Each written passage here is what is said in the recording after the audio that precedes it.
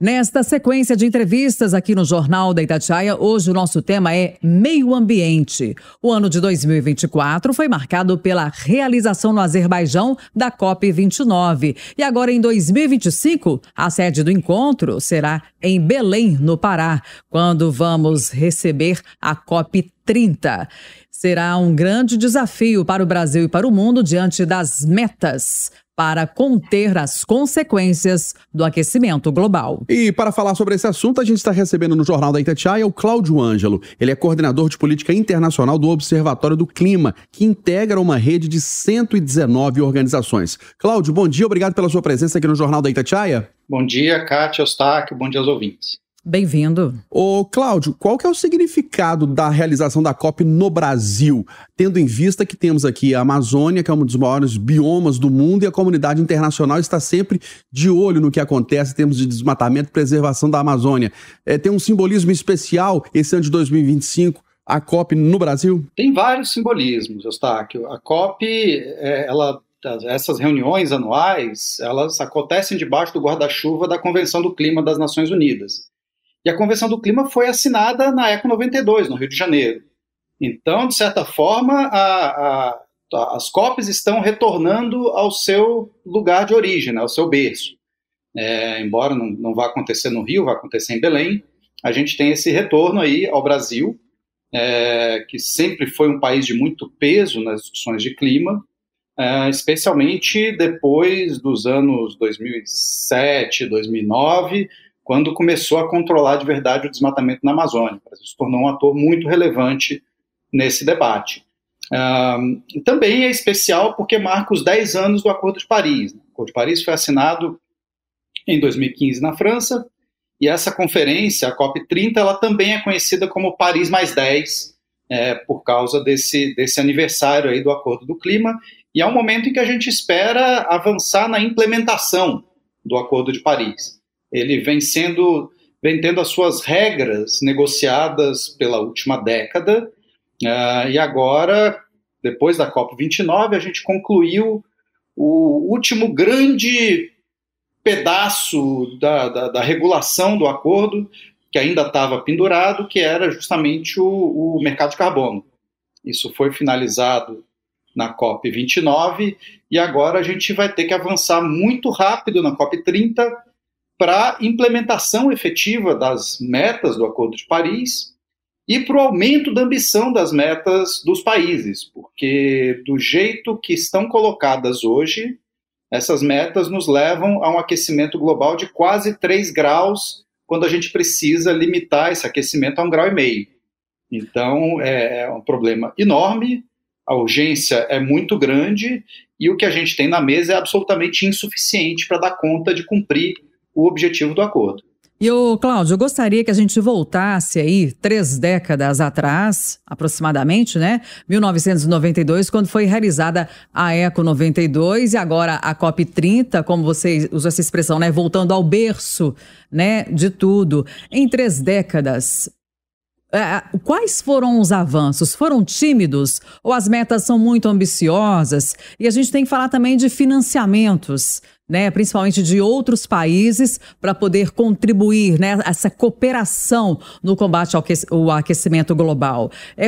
Olhando para trás, em 30 anos, 33 anos, o avanço é significativo, é tímido ou é como se nada tivesse acontecido? Olha, seria injusto dizer que nada aconteceu. Se a gente tem carro chinês barato hoje, elétrico, à venda no Brasil, barato, né, entre muitas aspas, mas a preços competitivos, pelo menos, isso se deve ao fato de que essas reuniões, ao longo desses 32 anos, elas de fato colocaram em pauta a urgência da crise e nos permitiram avançar na transição energética.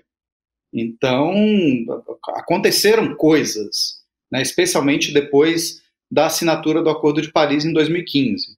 O mundo já entendeu, e o setor produtivo já entendeu, que precisa avançar numa trajetória de descarbonização da economia. O problema é que isso está acontecendo num ritmo muito mais lento do que o ritmo das mudanças do clima. A gente teve os 2 anos mais quentes da história desde que a humanidade surgiu, né, não só mais quentes da história, mas mais quentes da nossa pré-história também.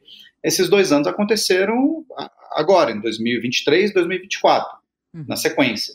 E a gente pode esperar, à medida que o aquecimento avance, sem que a gente faça reduções significativas de emissão, que, na verdade, 2023 e 2024 não foram os anos mais quentes até agora, eles são os anos mais frios das próximas décadas. E isso é muito assustador. Então, as metas que a gente tem hoje, elas não dão conta de atacar esse problema, mas, por outro lado, se é ruim com a Convenção do Clima, seria muito, muito pior sem ela. Ô, Cláudio, e a gente vê, né, na COP29, vai ver na COP30, no encontro de líderes internacionais, a assinatura de compromissos. Mas, na prática, o que tem que ser feito pelo poder público dos países, pelas empresas, pelas organizações, pelo cidadão, para reduzir os níveis de poluição, para não deixar a temperatura do planeta subir tanto? Na prática, o que é? Olha, em países como o Brasil, tem coisas que a gente já está fazendo, que é reduzir drasticamente o desmatamento, né, não só na Amazônia, mas nos outros biomas também. Isso precisa ser feito. A gente tem uma promessa do presidente da República de zerar o desmatamento até 2030 no país inteiro. Estamos pressionando para que isso aconteça mesmo. Já houve reduções importantes na Amazônia nos últimos 2 anos. E a outra coisa que os países têm que fazer, não são todos, são só os grandes produtores, é começar a reduzir e finalmente parar a produção de combustíveis fósseis. E o uso de combustíveis fósseis, como petróleo, gás fóssil e carvão mineral. Isso é uma coisa que o Brasil não só não está fazendo, como parece apostar no sentido oposto, né? O Brasil quer acelerar a produção de petróleo em lugares como a Foz do Amazonas, em áreas terrestres, na grande margem equatorial, onde alguns suspeitam que haja ainda muitas reservas, mas, na verdade, a gente deveria estar já começando a planejar a saída, né, desse combustível e o fim da expansão do petróleo, porque se o mundo estiver falando sério sobre limitar o aquecimento global a 1,5 graus, quando esse petróleo todo estiver saindo do subsolo em escala comercial, não vai ter nem quem compre. Então, evidentemente que os países ricos, Estados Unidos, Noruega, Austrália, Reino Unido, Canadá, precisam parar imediatamente a expansão da produção de petróleo e gás, mas isso não significa que países como o Brasil e a Colômbia e o México, grandes produtores de países em desenvolvimento, também não precisem fazer isso.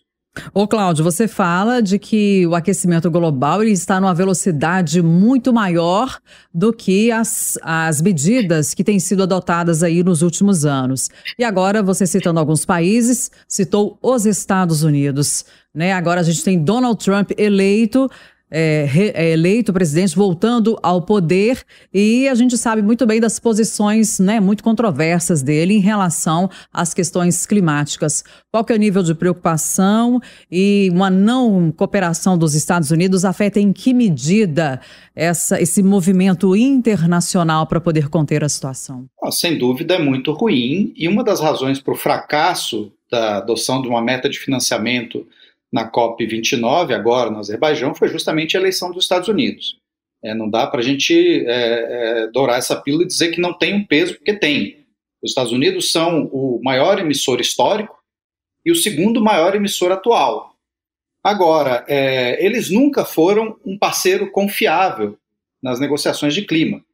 Os Estados Unidos, nesses 30 anos, ao lado de outros países como a Arábia Saudita e Rússia, foram o país que mais atrapalhou, historicamente, o avanço das negociações sobre mudança climática.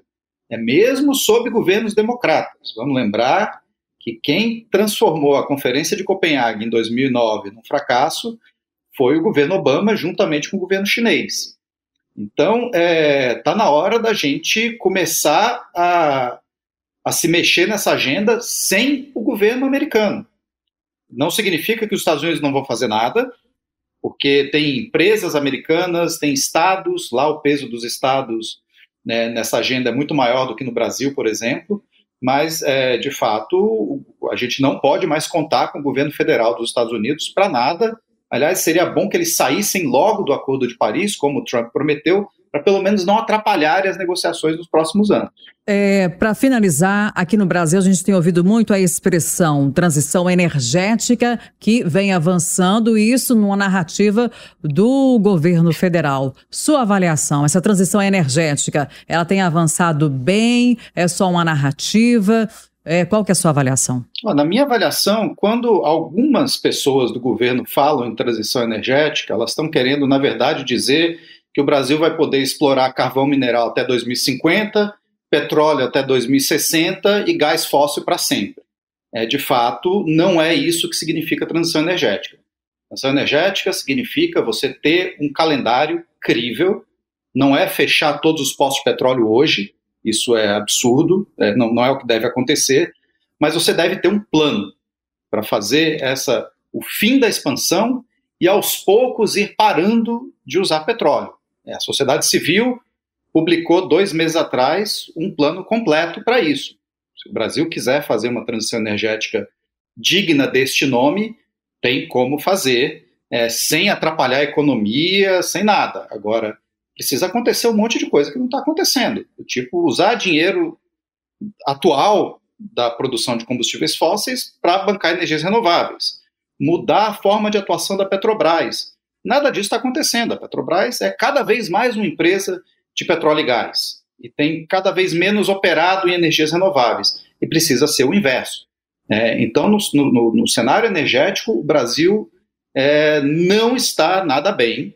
Ao contrário do que está fazendo em desmatamento, que são ações significativas, em energia o Brasil tem um problema grande. Que é um problema decorrente do fato de ser um grande produtor de petróleo e querer ser o 4º maior produtor de petróleo daqui a alguns anos. Nós conversamos no Jornal da Itatiaia de hoje com Cláudio Ângelo, coordenador de política internacional do Observatório do Clima, que integra uma rede de 119 organizações. Falamos da expectativa para a realização da COP30 no Brasil nesse ano de 2025.